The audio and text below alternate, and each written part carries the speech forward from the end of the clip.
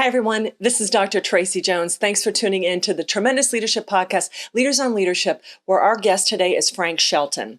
And Frank Shelton started out writing speeches for congressmen, and since then he has spent over 2 decades ministering and serving various presidents in the White House. He also is a world-renowned evangelist and has spoken to hundreds of thousands of people all over the globe. He is connected and he is on fire, and I'm so excited for you to hear his perspective on what it takes to pay the price of leadership.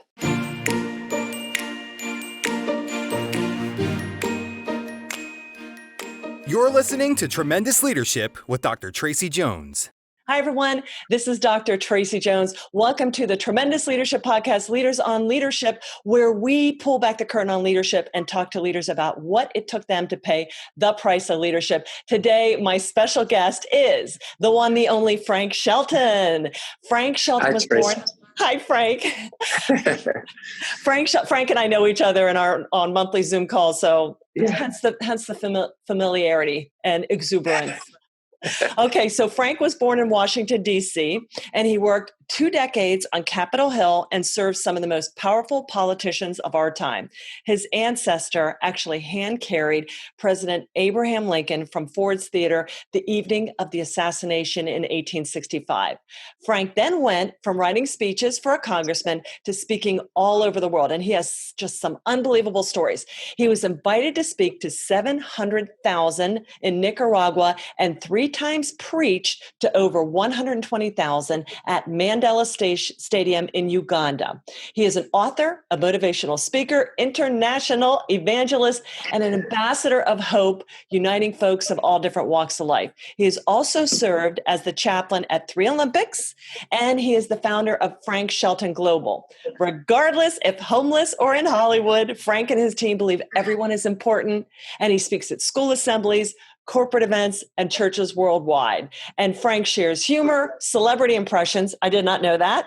And his captivating stories that encourage encourage and inspire. And he and Ruth reside in Maryland, so not too far from us, with their 2 kids, Hannah and Andrew. And Frank, I just love hearing your words, your insights, your wisdom. This man prays for you. You know, heaven's going to open up. So I'm so excited to have you here, Frank. Oh, Dr. Tracy, it's my honor. You're a leader among leaders, and your dad was a hero to all of us. And I don't know if I told you, but Randy Hogue was a very well-respected motivational speaker, evangelist, spoke many times for Jerry Falwell Sr. at Liberty. Mm-hmm. And he told me more than once over the last 10 years, he said Charles Tremendous Jones was literally one of the greatest communicators he had ever heard. And they said, as far as Thomas Road Baptist and the whole Liberty, had one of the most requested messages. And I think he was also phenomenal, not only visiting Caston, but raising money for nonprofits. And he had a gift. So it's obvious that you inherited. And I'm just thrilled to be linked with you guys, because you're literally tremendous. Thank you, Frank. Oh, Frank, I just love that. And I did not know that. So thank you for that connection as well, too. Boy, he loved that organization, and he really had a gifting for that. Well, you know that he wrote this book. One of his most requested speeches was called The Price of Leadership. And in it, he really talked about what it takes to be a leader, and the bloody noses, the bloody knuckles, the tough stuff. And he was always such a realist. I think that's why everybody resonated with him, because he was so real. It wasn't all sunshine and roses and angels. It was like, man, we're at war, and you better suit up, but the victory is won, so stay the course. But Frank, the first time he talked about the one price and price of leadership out of the 4, the first one he talked about is loneliness. And can you share with our leaders what loneliness means to you and how you deal with it? Well, that's a great question. Well, I've said many times that leadership is lovely, but it's also lonely. Mm-hmm. And a lot of people want the platform, but they don't want to pay the price. And, I really believe until we get alone in private, we'll never be a microphone in public. Mm. And until you can get alone and hear the still small voice, you'll never be a voice to the masses, because everyone especially motivational speakers, have this vision to speak to the masses, and that's noble. It's needed. It's necessary. But really, we live in a microwave mentality. We don't want it now. We want it yesterday. But I really believe true leadership is not birthed in the microwave. It's in the crock pot. And I remember as a kid, I'd be out playing wiffle ball or touch football or kickball in the street. And all kids wanted to play till it got dark. But if my mom was cooking chili or something in the crock pot, it was a special day. And it was almost like Pepe Le Pew. You could almost, if not see the fumes, you could smell the fumes 3 doors down. And I mean, I'd get weak in the knees. The taste buds in my mouth were going off like 4th of July fireworks. And I knew if the crock pot was brewing, it was going to be, special. And I would almost cut my game short to think, well, Mom, when are we eating? And she'd be like, go back out and play. I need more time. Now, you would think that'd be music to a kid's ears. But when it was related to the crock pot, she was killing me. And I'd go back in, willing to give up the game. And we got to eat. And she's like, no, I need more time. It's in the crock pot. See, leadership is never in a hurry, but it's always on time. And then I felt like, man, I'm going to die. I felt like an Ethiopian, like my mom's killing me. I'm not going to eat. And it seemed like forever. But when we finally sat down, said grace, and got our lips on Mom's cooking, it was not only incredible, it was worth the wait. And I think, in our culture, the drive-ins, the fast food is killing us in more ways than one. And I just think leadership really needs to carve out time. People, when I think of loneliness, I also think of betrayal. I'm not trying to get too spiritual out the gate, but even I was writing a book and the subtitle is on betrayal, but even Jesus had a Judas. And as the platform gets bigger and the lights get brighter and the stage gets wider, not everybody in your corner is really in your crowd. Right. And one of the most lonely things for leaders is, sometimes we not only walk away when we're wounded, sometimes we feel lonely even after a win.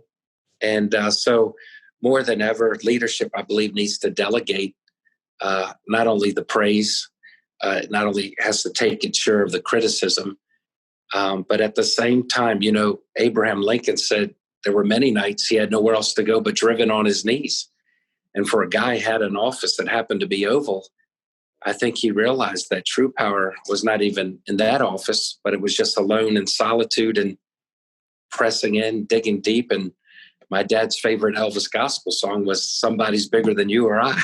Mm-hmm. And no matter how big the portfolio gets and know how big the penthouse is, and you can have 3 Porsches, at the end of the day, you have to realize that, I was told in churches in England years ago in the 1600s, architects intentionally would make the front door 60 to 70 feet tall.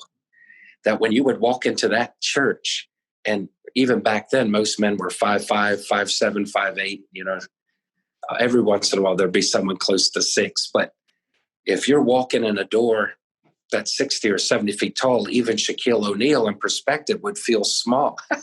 And I just think leadership is fulfilling, but it also reminds us of our flaws.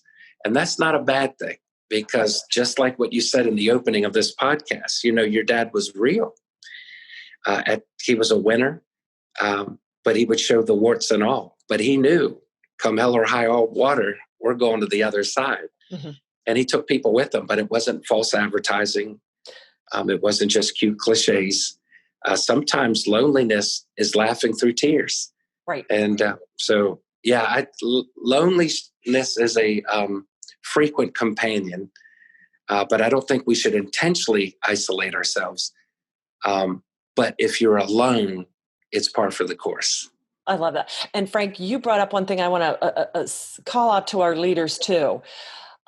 Just like Jesus had his Judas, and he allowed that and he knew that. But for leaders out there, if you do have if you're on your anointing call and you have the team around you, but you still feel this loneliness, you might have people on the team that really are not all in. I can remember reflecting back on the times since I've been back to run the business for 12 years now, where we were at our biggest and most profitable, and I still felt like really alone. And so I think that for leaders to give you pause until you get the right team that really is all in. And yes, Jesus had a Judas, but then he had his close three, and he had his, there's always going to be somebody, but also that should give you, there's good loneliness, as you pointed out, but also if there's other loneliness, you might want to look and say, hey, who is in my inner circle? And should they be in my inner circle? Because when you get that right team around you, and yes, there'll be some times where we can only talk to God about certain things, but that's not the norm. Once you get the right people in your corner, correct? Absolutely. Okay. Yeah. Every rose has its thorn. But I do think, when I think about Billy Graham, one way to defeat loneliness is loyalty. And, Billy Graham started with the same core guy. He had George Beverly Shea help him with the music. And, he had Cliff Barrows help him with the music. And then he was preaching. One did the singing, one did the speaking, the other was working the crowd and leading the choir. But you know what? They started together and finished together. And last November, Billy Graham's son-in-law called me. And Tracy, it was amazing. I had the honor to co-lead a 3-day evangelism conference. And it was at Billy Graham's private personal office in Montreat, North Carolina. Now, the library is amazing in Charlotte. The Cove is amazing in Asheville. Both second to none. They're both open to the public. But Billy Graham's private office near his log cabin is not open to the public.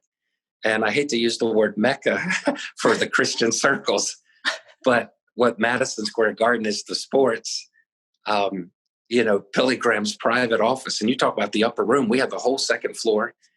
And it was crazy. We're sitting in him and Ruth's private rocking chairs. We're at a table. And I'm sitting next to Billy Graham's son-in-law. And then George Beverly Shea's wife, his widow, was still alive. She came in and talked about a room full of leaders, what it was like to loan her husband to the world. So as he was doing her thing, she was privately supporting, holding down the fort. But what I said about loyalty helps eliminate the loneliness is because we also talked about, it was 1949, Billy Graham did this thing called the Modesto Manifesto, where they were in California. And it's something that I would encourage every leadership here in this podcast today. Google Modesto Manifesto. Modesto, because it was in California. And they said the things that had plagued leaders, particularly ministers, and some of it was exaggerating numbers. So they said, we don't want to be in that camp. Some would say it would be greedy and we'd start taking the money for personal gain. We don't want to do that. They came out with a policy that even Vice President Mike Pence got recently ridiculed for. He got it. It was called the Billy Graham Rule. We're not trying to be pious, holier than thou, or arrogant, or a bunch of Fruit Loops, but we will never have lunch with another woman unless their wife was present or another colleague. And you can say, oh, well, she's a preacher's daughter and you're Billy Graham. Well, no, because we have to abstain from any appearance. And now that everyone has an iPhone, everyone has a press secretary and camera built in their phone. And before, if you were upset with someone and you wrote to CNN, it would just get in their mailroom and never be found. Some intern would just throw it in file 13. But now if on Twitter you do at CNN, you could make embarrassing news in about 20 minutes. And it's a totally different day. And we just have to take precautions. And if you think leadership is lonely, it gets 10 times more lonely when the bottom falls out. So I would say it's better to get ahead of the curve than, and I tell people the reason I shop at Walmart is because when you're in the public, Target's already on my back. So I'm just trying to do it right. I've had to reevaluate what success is. It's not wrong to have a house and the picket fence and maybe 2 kids and a cat. I'm not, whatever your thing is, but success is not always bigger. I just think, we're really at the end of the day trying to be faithful is now more importantly than being famous. You can be famous for not only all the wrong things on social media, you can be famous for almost doing nothing. But the key is, will your character outpunt your charisma? or your celebrity. And I just think if we keep working on our character in private, we'll be able to live with ourselves in public. And so, yeah, leadership is lonely. It's lovely, but loyalty goes a long ways. Beautiful. And I love when you said, and it's 10 times lonelier when the bottom falls out. So you got to make sure. Yeah. I mean, that's just so true. Yeah. Well, we have a saying, God forgives, but our friends don't always forget. And I want to encourage someone. Someone once told me the reason your rear view mirror is smaller than your windshield, because where you're going is more importantly than where you've been. Mm-hmm. So we can learn from the past, but we don't have to live in the past. Right. And regret throws the car in reverse. But I really believe faith and forgiveness helps you get moving forward. Mm-hmm. And I love where Southwest Airlines, you're free to move about the country. And I have this saying, Tracy, if you have a friend who's constantly bringing up the past, maybe a drop ball or a mishap or a moral failure, if you have friends who are constantly bringing up the past, I think they need to become acquaintances in the near future. Yeah, Frank, that is so good. And yeah, I mean, that is love them and leave them. Right. And you know what? Once it's been unpacked, stick with people that give you grace and don't keep bringing that up. I mean, I watch people do that and I'm like, I can't believe you'd go there. I mean, no, you don't need people. They're not in your tribe kind of thing. Oh, Frank, your face just flopped. Absolutely. There you go. We got it. Yeah. Good reminder for leaders out there. Yeah. And I think sometimes people you get into a little ribbing or, sarcasm, which is a horrendous, I'm a recovered sarcasm expert. And I mean, that was my love language. And it's like, when I really realized how horrible that was and bringing up the past and teasing, no, you don't want that. That's a great point too. So true. Someone eloquently said the word jealousy, the last 5 letters spell lousy.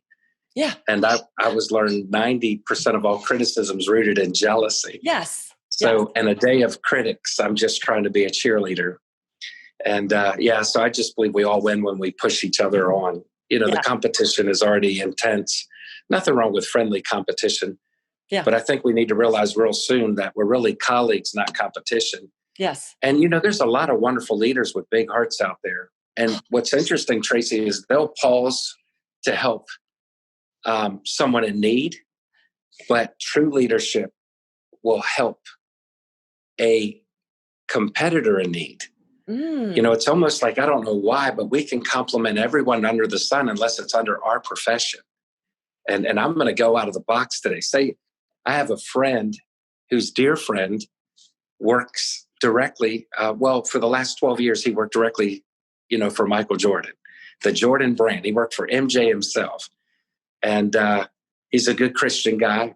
And he was with Jordan for 12 years. I think he just came off the payroll. But what I was thinking is, wouldn't it be amazing? Let's say you're an executive at Nike. Why don't you dare to pick up the phone and ask the VP of Adidas to meet you for lunch, even if it's in another city?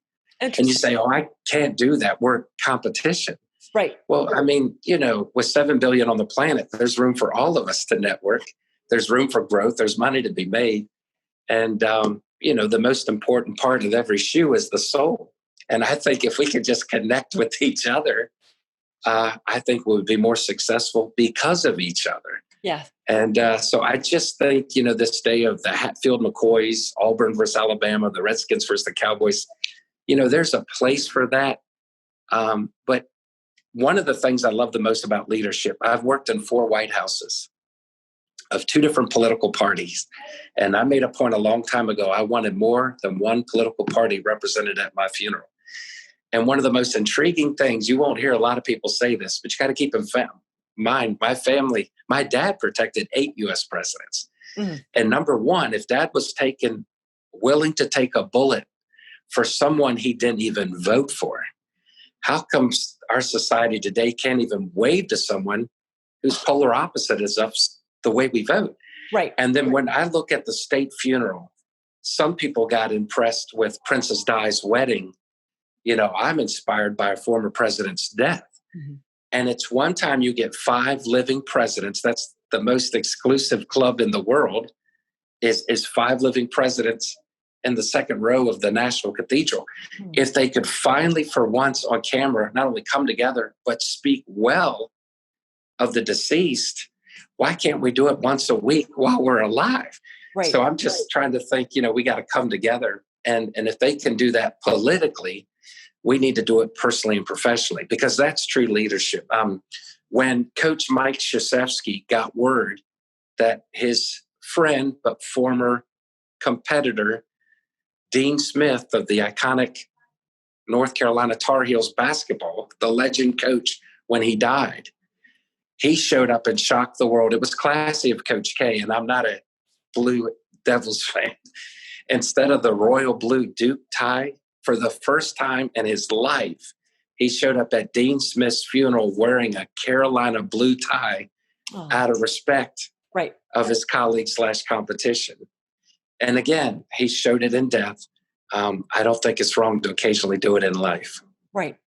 Well, respect is huge. I mean, and that's a big part of why we are pulling apart as a society is a lack of respect. Everybody in power is allowed to be there by God Almighty. Yeah. Whether you like them or not, as long as they're not telling you to do something, illegal, moral, unethical. Yeah. I mean, render to Caesar what is Caesar's, and respect that position. And so, I mean, that is good. But because as a leader, the loneliness, people are going to really take pot shots at you and kind of try and alienate you, especially if you're making an unpopular call, and even sometimes within. And even if you're making the right call, when you're making the right call, right, that's crazy. Yeah. Hey, and just one other thing, my dad believed the thing that about women, hey, you, the only woman he ever was seen one-on-one with Gloria, and he would hug men, but he would give women, he'd kiss their hand because he wanted to respect the boundaries. So he was really into that. Well, and plus I've learned the higher the profile and the bigger the platform,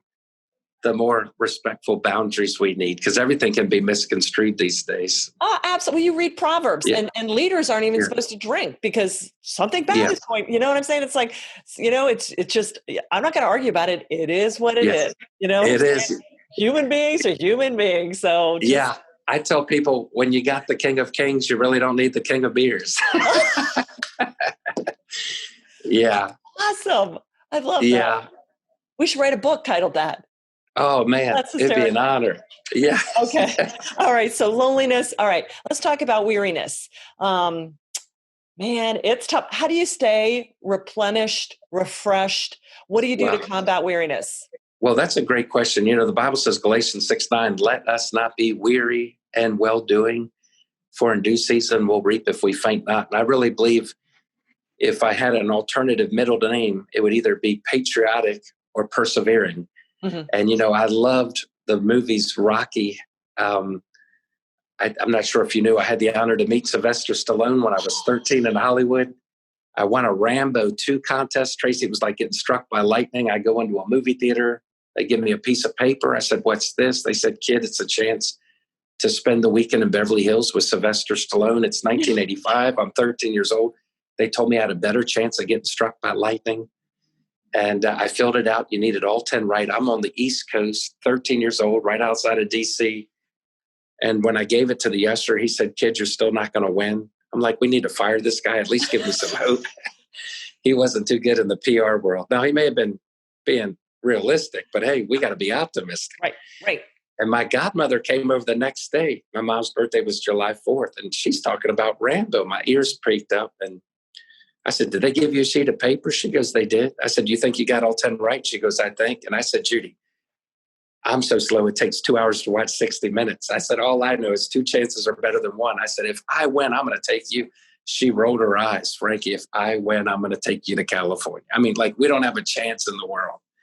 2 months later, she calls me at 9 p.m. Eastern time, screaming in the phone, pack your bags. We're going to Los Angeles. She won.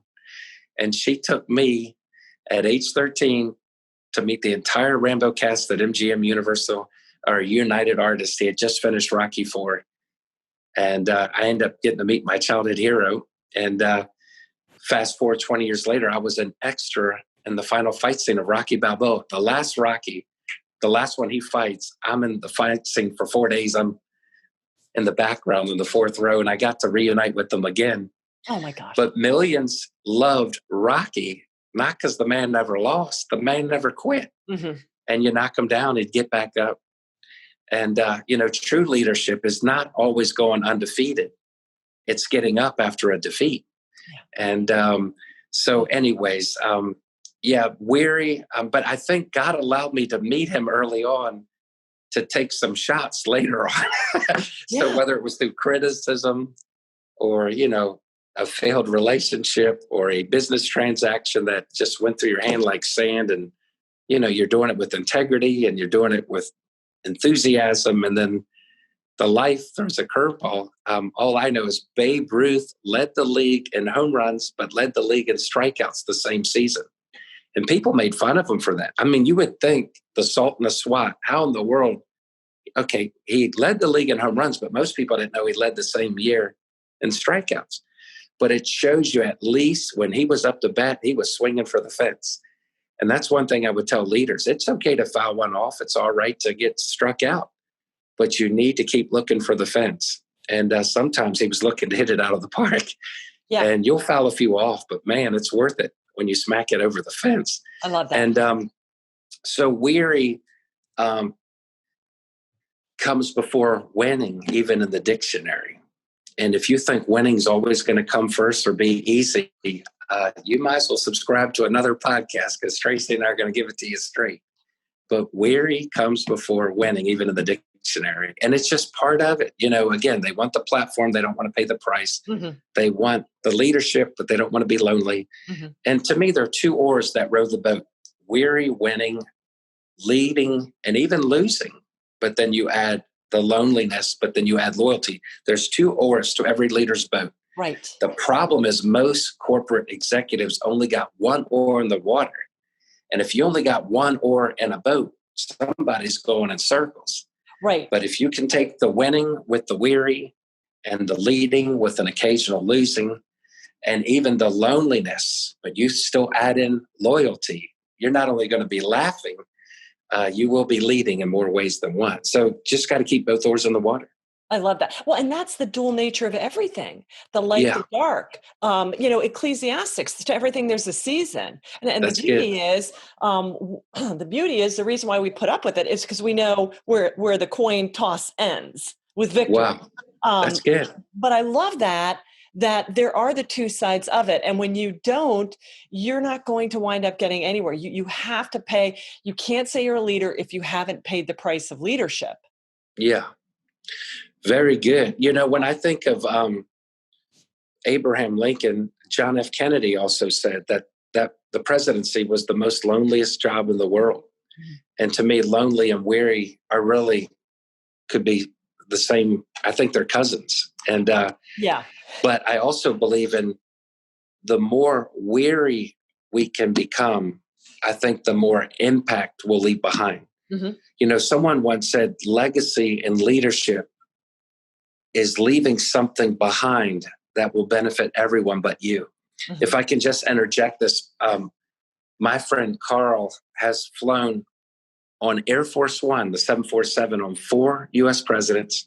He's flown 2 million miles on the world's most famous airport. 2 twin 747s, the blue and white, the American flag on the tail. It says United States of America. Harrison Ford made a movie, Get Off My Plane, Air Force One. He was on the plane with President George W. Bush, and they were flying to Italy, and they just got the call that was patched in from Simi Valley, California, from former First Lady Nancy Reagan, and she was crying so much, George W. Bush couldn't even understand what she was saying. And then when he finally pieced it together, she was saying her beloved Ronnie, our 40th president, had just died. And Carl was on the plane with the current president at the time, George W. Bush, flying to Italy, and the backup identical twin was there right behind. And President George W. Bush immediately sent the backup plane, no longer flying into Italy, turned it around and flew all the way back to Simi Valley, California. And that plane has been known not only as the Flying White House, at time it's been a flying hospital. When JFK got shot, one flaw that Air Force One on the old 707 didn't realize they had is They didn't have the president's blood type on the plane. They now have like an emergency room that can crash 33,000 feet up in the air. They have his plasma in a cooler. It's like a sonar on a boat. The plane, every time the Air Force One flies over a hospital, it will actually tell that the president is flying by. So if there was ever a catastrophe again, they could tell in minutes that plane's coming down and coming to that hospital, whether it be Missouri or Kalamazoo, Michigan, wherever it's going. But they flew, it's not only the flying White House and flying hospital. On rare occasions, it's become a flying hearse. And here's the backstory to this cool leadership story. Carl said, my friend who flies, he still does President Trump's travel today. He said, Frank, President Ronald Reagan, the 2 terms he had, he was flying on a 35-year-old plane, the same plane that flew John F. Kennedy back from Dallas. It was a 707. Kennedy was killed November 63. And 87, 88, he's still flying on that older plane. Now, it was still beautiful on the outside, but it was 3 decades old on the inside. And one of the last things Reagan did as president, he signed an executive order to begin purchasing and building 2 brand new 747s. And it took a year and a half to build.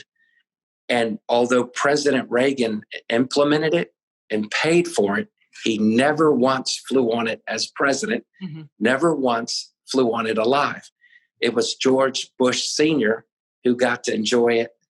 Bill Clinton for 2 terms, George W. for 2 terms, Barack Obama for 2 terms. It's the same plane Trump is on today. The irony of irony is when they flew that plane back from Italy to pick up Nancy Reagan and her family, they put on the casket of Ronald Reagan and they flew him from California to the nation's capital. Ronald Reagan paid for the plane and never flew on it alive. The first time he flew on that majestic jet was when he was dead. And true leadership is, what will you leave behind that will bless everybody but you? And I want to encourage our leaders, whether they're a principal, a preacher, or a president, whether you're a CEO, a county commissioner, or, a janitor or joint chiefs of staff. It's so easy to try to amass wealth and accolades and fill our pockets or promote our brand or lift up our ego. But I want to encourage you not only to have different people represented at your funeral. Billy Graham said, you're not ready to live until you're ready to die. I've learned living is going backwards. And I would just encourage you to spread the wealth. Someone once said, money is like manure. It stinks until you learn to spread it around. And I just think we need to spread the wealth around. We need to spread the compliments around. We need to spread the finances around.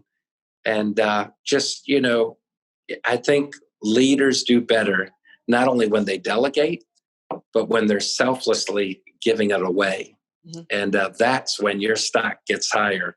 Because it's been said, the poorest person is the one who really only wealth was their money. Because I've met a lot of influential people who had cash, but they didn't have class. And I have this saying, cash without class is just acting like trash. So, one thing I loved about my dad on Capitol Hill, he knew the janitor's name and they knew him. And you could be walking in the hallway with a senator or a congressman or a chief of staff. But the moment Dad saw that janitor, it was like a beeline. Now, most guys would boycott him like they got leprosy. They could embarrass you. They're beneath us. Well, that's not what the Bible says. The greatest are the servants. Someone asked Elvis Presley, and my dad's friend was a bodyguard for 7 years to Elvis Presley, from 70 to 77. They said, Elvis, why do you always boycott the mayors and the keys to the city? And you always go say hi to the custodian. And Elvis said, man, the big guys don't need me, but the other guys do.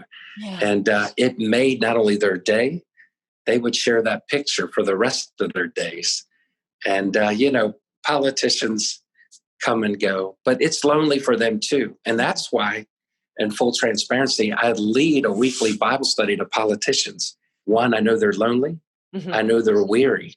And someone asked Billy Graham, well, do you go after the right wing or the left wing? And he said, no, I'm for the whole bird. I'm trying to reach everybody. I had heard that. So that's a great one. He pastored 13 presidents, and 6 of them he didn't even vote for. But when we say, oh, politics and religion don't mix, I'm like, no, drinking and driving don't mix, but they do it anyways.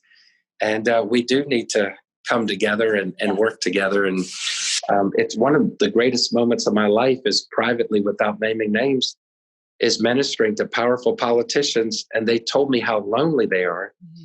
Some have told me their own pastor thinks they're crazy. They don't see it as a mission field. They're wasting their time. Mm. And they're like, Frank, some of them said, you're like one of the only rays of hope I got. Mm-hmm. So sometimes I'll drive 300 miles a week just to go to a state capitol to privately pour in and influence influencers. To my pastor friends, I just want to encourage you. A lot of the church is great going after the poor, but we fail to go after the powerful. And we need to not only go after the down and out, we need to go after the up and already arrived. Right. I asked Meadowlark Lemon with the Globetrotters. I wrote the foreword to his book before he died. He was in the Hall of Fame. I said, Meadowlark, why do you always fly first class? He laughed. He said, Brother Frank, rich people need Jesus too. So he would sit on front in first class. 2, he did have long legs. But number 3, he said something I never forgot. He also said, I never got a business transaction or a book deal or a television appearance by sitting in the back by the lavatory in coach class. Right. It was a divine appointment when I was in first class. You know, I think who you respect is who you attract.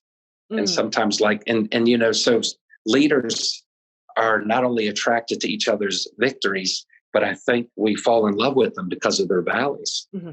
You know, I heard one story of a guy who was a 3-star general, went to go get a cup of Starbucks, and he walked past a homeless guy in a major city. And one of the aides to this general basically was embarrassed that the 3-star general would stop and say hi to a homeless guy. Yeah. And they began to talk. And then the next thing you know, the general was weeping. And it was over the fact that the homeless had shared in that 30-second conversation that his mother died of cancer. The 3-star general's mother had died of cancer. Mm-hmm. And on the outside, they had nothing in common, but because of loss, they had everything in common.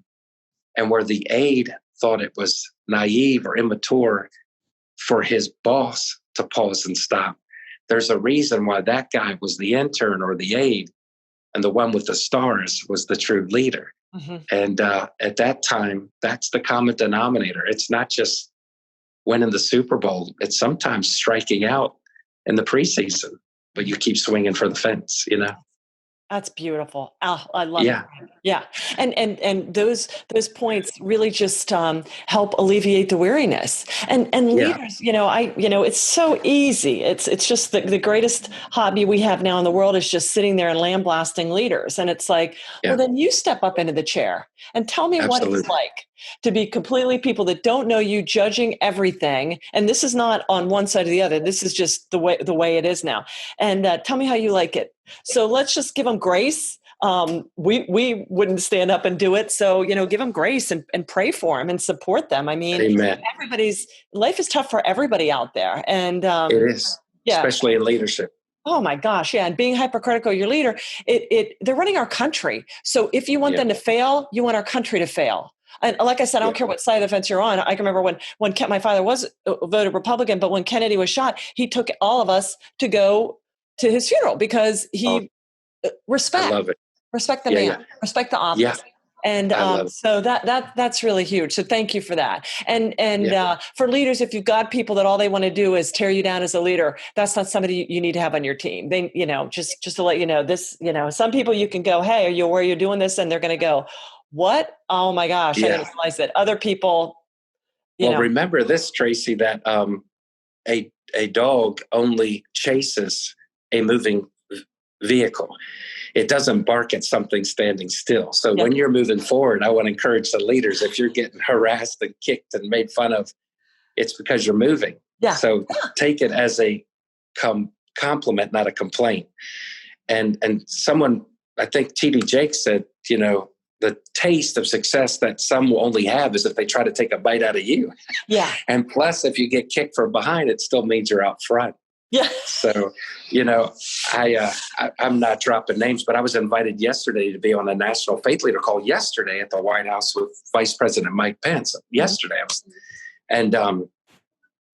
I just remember hearing stories of previous campaigns that, candidates who were running for that high office, they would make fun of them and throw rocks at them and tease them and how crazy they were to make this decision. But there's this thing called for your eyes only.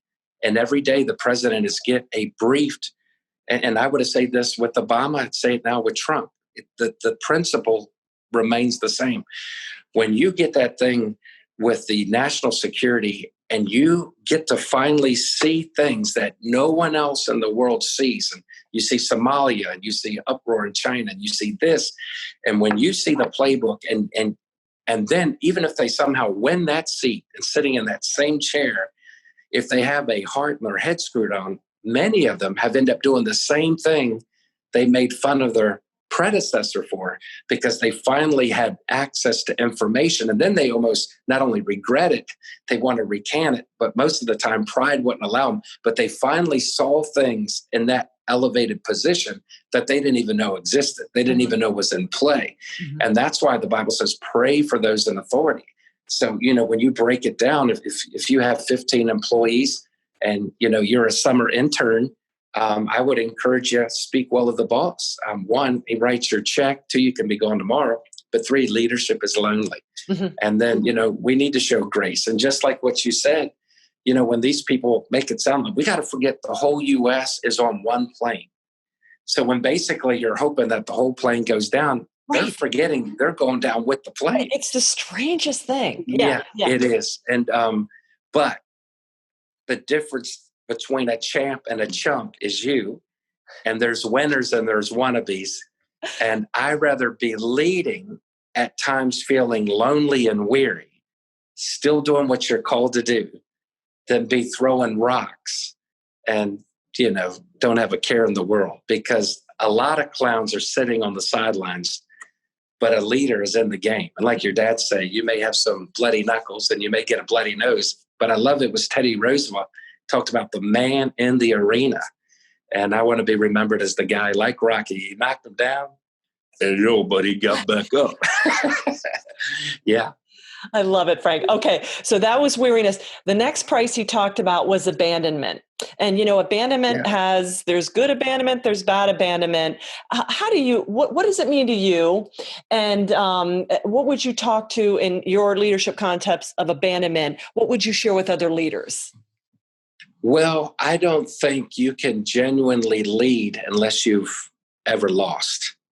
One of the problems that a lot of leaders is want to pretend that they've never had a failing season, when maybe what those behind them may actually be encouraged that you've endured the losing season.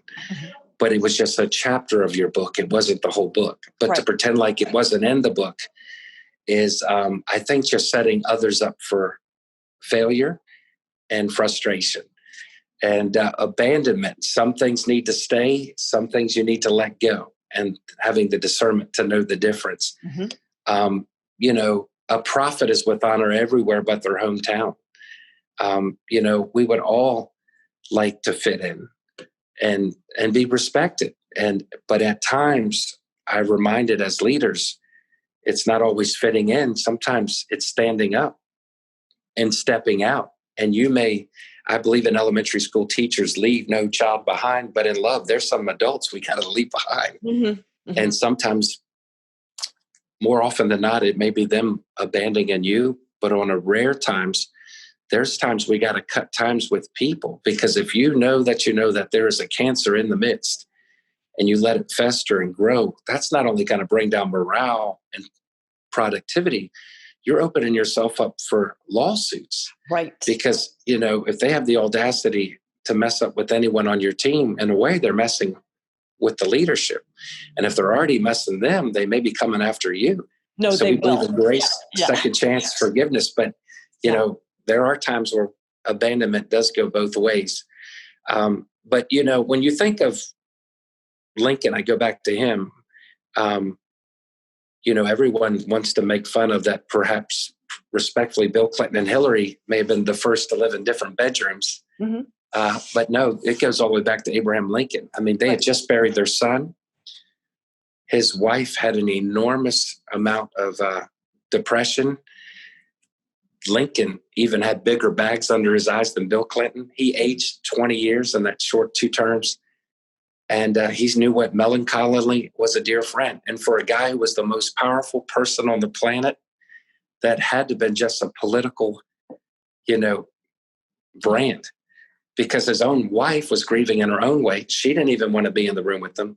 Even his own Republicans weren't completely behind him. Mm-hmm. And they said the night he went to Ford's Theater, I was told, Tracy, he invited 11 other people, congressmen, cabinet members, even a guy off the street. And he was so unpopular at that time because of his stand, which is so appropriate where we are today. They didn't even want to go to sit in the president's box. So if you think people were boycotting the White House just recently, won a national championship, and he's not my president, well, there's nothing new under the sun. Mm-hmm. But I will tell you this, and this is something we all can take away. Because he was lonely and because he was weary, he was able to lead. He stood up when others were silent. And this is a fact. It was a conservative white Republican put on an African-American on his staff, was a butler, and he served at the White House. And they said every time Lincoln would walk by him at a state dinner or out of a meeting or to go out on the town, every time he saw that African-American, the president would tip his hat, and with a wink, he would say, "See you later." They said in 2 biographies, the night that Lincoln was escorted to Ford's Theater, Tracy, when he walked past the African-American, right as he was walking past them to go out to the Ford's Theater, with my ancestor Shelton over his shoulder, they said the 6'4" commander-in-chief, all in black, Lincoln looked at the African-American, tipped his hat, and said goodbye. Oh, my gosh. He walked right on past him. I'm getting goosebumps now. Oh, wow. And he knew that his time was up. Mm-hmm. And that's the mark of a true great leader. I really believe weariness is not your enemy. It's a friend we have failed to appreciate, because ministry or leadership minus urgency equals catastrophe. And it reminds us that time is short. We got to make a difference. We got to swing for the fence. It's more than about me. And I really believe if everyone sung your praises and thought you hung the moon and sang how great thou art when you use the restroom or go to the water cooler, you'd start believing the press clippings. And you may think, they say ego is edging God out. Mm-hmm. And I love Elvis. Frank Sinatra wrote it, but no one sang it like Elvis. But the powerful song, My Way, if you really listen to the lyrics, my pastor told me it was the national anthem of hell. And the record shows I took the blows and I did it my way. Mm-hmm. And I love Elvis. But you know what? We really need to do it his way, because my way will get us all in trouble. Right. Oh my gosh. Frank, thank you for sharing that. And I love how you talked about Lincoln at the end. And we'll put the link, because one of my dad's life-changing classic was on Lincoln. He adored Lincoln, just adored him.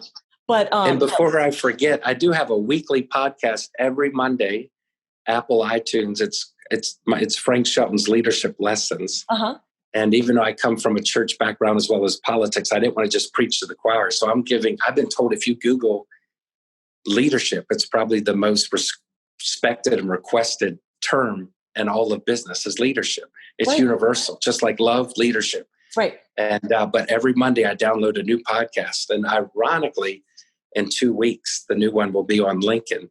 Oh, and so if you get really bored, you can just find us on iTunes. But I love Lincoln.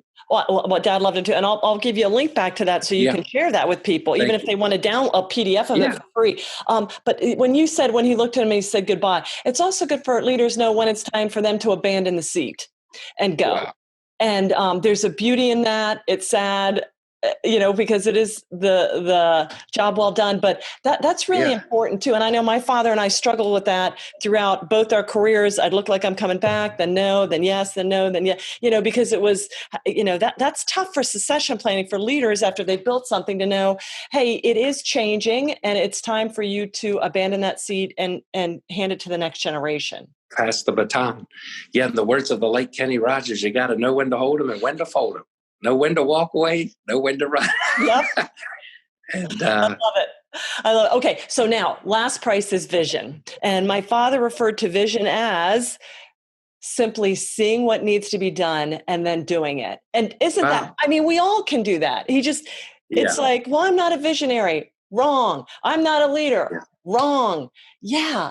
Just you see what needs to be done and do it. And so I love it. What is vision for you? How do you keep because when you're in ministry, especially, it seems like every idea that comes your way, it's an opening from God. And maybe it's not kind of thing. How do you hone your vision, Frank? Well, Johnny Hunt is a respected preacher and former president of the Southern Baptist Convention. And I've known him for 25 years. And he said, regarding vision, if you don't see it before you see it, you'll never see it. I love that. And one of my favorite stories was Walt Disney was there when they opened Disneyland in Anaheim, but he died several years before the grand opening of Disney World. I think it was 75 in Orlando. He was already deceased. His wife, Mrs. Disney, was way up in age, but she was there for the red tape opening with media from around the world. And a reporter came up to Mrs. Disney and stuck the mic in her mouth and said, Mrs. Disney, it is a shame that your husband, Walt, could not be here to see this. And she said, I beg your pardon. My husband, Walt, saw this day a long time ago. And I just really think vision, but a lot of people, Tracy, have vision. I love Helen Keller.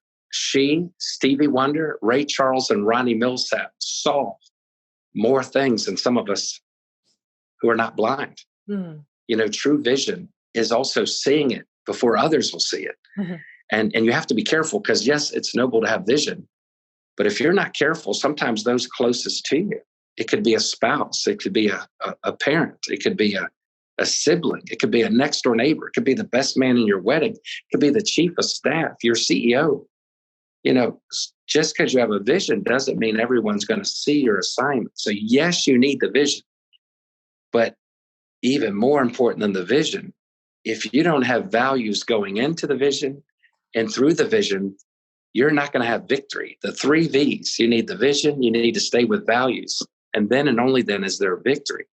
I tell public school students all across America, if you have a chance today to drive a brand new Infiniti or develop integrity, just stick with integrity. Because when that high-end SUV or sports car leaves you on the side of the road, if you have integrity, you can still have your head high and you can still move through in the game of life. But if all you got is this car, but you have no character, you're going to crash in more ways than one. Right. And I tell people, if you have money, but you don't got morals, you're a mess. Right. So yes, vision is important, but values is extra important. And you're going to be victorious, win or lose, because many who are first will be last. We all know your dad preached it, you did too, but you can spend your whole life and find out you put the ladder on the wrong side of the wall. It was leaning up against the wrong thing. And then let's face it, some people fall like a deck of cards because on the outside, it looked like $1 billion enterprise, but on the inside, it was built on lies and, fabrication. And, even today, you can buy followers on Twitter. And that's a mistake that, you don't have to fake it until you make it. It's better to go slow and be true than out the gate and find out we were a counterfeit. So I just want to encourage people, bigger is not better. And sometimes the tortoise and the hare, right. Sometimes slow and consistent wins the day. Right. Well, that value piece, and for leaders, when you're looking for followers to draw to your organization, or when you're looking for leaders to hook your wagon onto, or the wall, do make sure, and in leadership terminology, it's a value congruence. It's a moral congruence. So you want to make sure that you affiliate with people that you're professionally equally yoked, not just in marriage, but also in matters of professionalism, because otherwise you may get filthy rich with your stock portfolio, but you're going to feel like you sold your soul, and pretty much you did. So true. Yeah, that I love that you tied values to vision, because you may get a victory. I mean, I can remember interviewing these companies that came from nothing, and then their stock valuation was $7 billion, and then all of a sudden some character malformation revealed how hollow it was inside. And it's like, but everybody saw it and they stuck around because they were getting rich. And that's a tragedy. That's disgusting. That's evil, So I love that you tied vision to values. Yeah. Well, it's been an honor to be with you. And I would just encourage you, and our listeners, just in closing, we should befriend one another. We should pray for one another. And I would encourage you to write a handwritten note of encouragement to one another, even if it happens to be the competition. Because I've learned that when we are kingdom-minded, there's no boundaries. But when we're trying to build our little castle, we're territorial. And I just believe that, we should just lift each other up. And because you're going to have enough critics, you don't want to bring any other attacks. And, one of the highest compliments may not even be sealing that next deal or, going from that million to $1 billion. Because you can celebrate for a while, but, when the smoke clears and the flashlight is on the organization, Billy Graham and them started together. They finished together. And I was just at the Billy Graham Library a week ago today in Charlotte to see some old colleagues. I was on staff for 5 years with the Billy Graham Evangelism Association. And what's really cool? Billy and Ruth Graham's grave markers are side by side, but they have added George Beverly Shea and Cliff Barrow's tombstone is about 50 feet away on the same plot of land. Wow. And after you see the preacher, you can see the praise team. And they're not only started together, retired together, they're resting in peace together, but they're really celebrating in heaven together. They're with your dad. Yeah. Yes, they are. And waiting for us. I can't wait. That's going to be exciting. I'm on my way. Yes, sir, we all are. Oh, my God. Okay, so Frank, how do people get in touch with you? How can they connect with you? Yeah, well, thank you, Tracy. It's been an honor to be with you. The corporate classroom is Frank Shelton, SHELTON.org. And then frankshelton.com is all our faith-based stuff. And, if we could ever encourage corporate America, I was supposed to, Nikita Koloff, the former world wrestling champ, our mutual friend, him and I were supposed to fly to Tokyo, Japan at the end of this month. In 2 weeks, we were flying to be chaplains at the Olympics. And the corona threw a curveball. But that's another thing. Stay creative in the crisis. Just because you're still doesn't mean you stopped. Right. And but I just really believe, use this time to, just reset, reinvent, maybe rebrand, rebuild. And rebound's not a bad word. Sometimes in basketball, it's great. In relationships, it can be dangerous. You don't want to just go right into a rebound. But it's a slam dunk, when you do it right. It is. Oh, Frank, thank you. And we're going to put all the links and stuff down underneath it. Yeah. And so for our listeners, wherever you listen to us, check out Frank. Frank, did you say you have a podcast too? Yeah. And if you go to the frankshelton.com, the top header says podcast, or you could just go on iTunes, download it every week. Frank Shelton. All right. So hey, you're amazing. You're tremendously amazing. So for our listeners, you make sure you subscribe to that. Subscribe to Tremendous Leader. Leave a 5-star rating. Frank's too. And please reach out and connect. And thank you, Frank. Thank you so much for what you taught me. And thank you for your pouring in to all the leaders throughout all the world and for our listeners today. Thank you, Frank. Hey, you're the best. Thank you. Bye-bye. You're welcome. See you, everybody. Have a tremendous day. Thanks for tuning into the Tremendous Leadership Podcast. Thank you for listening to Tremendous Leadership with Dr. Tracy Jones. Find out more about Dr. Jones at www.tremendousleadership.com. If you've been ignited by something you heard in this episode, Let us know by leaving a review for Tremendous Leadership wherever you listen to podcasts, or by sending us a message through www.tremendousleadership.com.